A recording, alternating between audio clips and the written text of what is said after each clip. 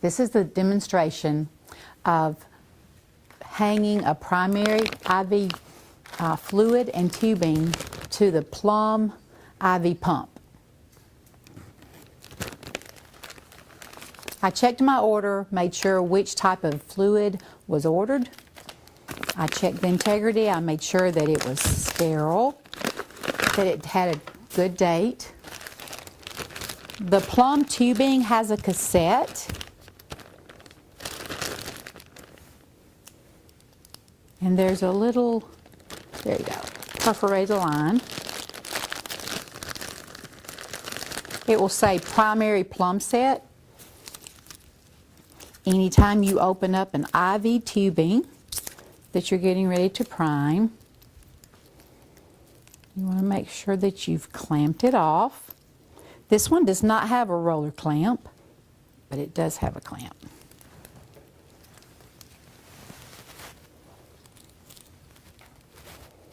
This is a bag of normal saline. It's never been opened, so I can pull that without contaminating. I want to twist this up to the opening. Fill the chamber half full.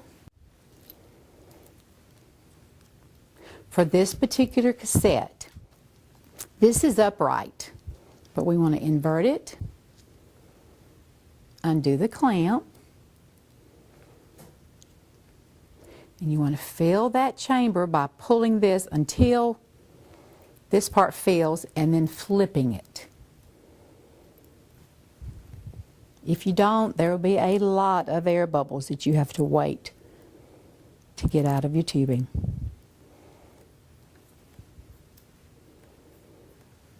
You want to make sure you've gone through all of your, and that's it. And if you're unsure, yep. Okay.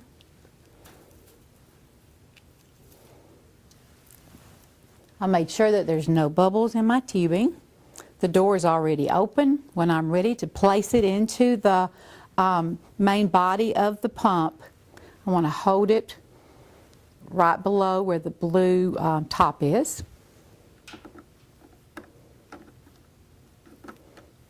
Well, there we go.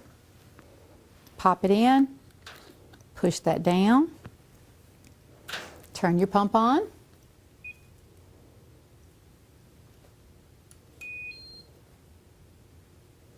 The little green lights will go off.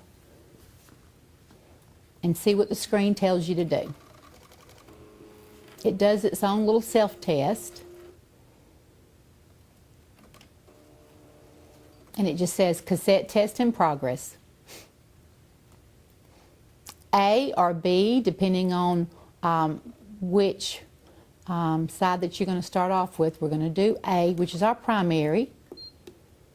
It wants to know what the rate. Our order is for a bag, a 250 bag of normal saline to run at 100.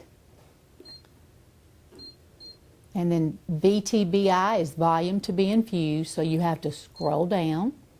We have a 250 bag. So that tells you that that bag will be finished for duration in 2 hours and 30 minutes. Then you would just hit the start button.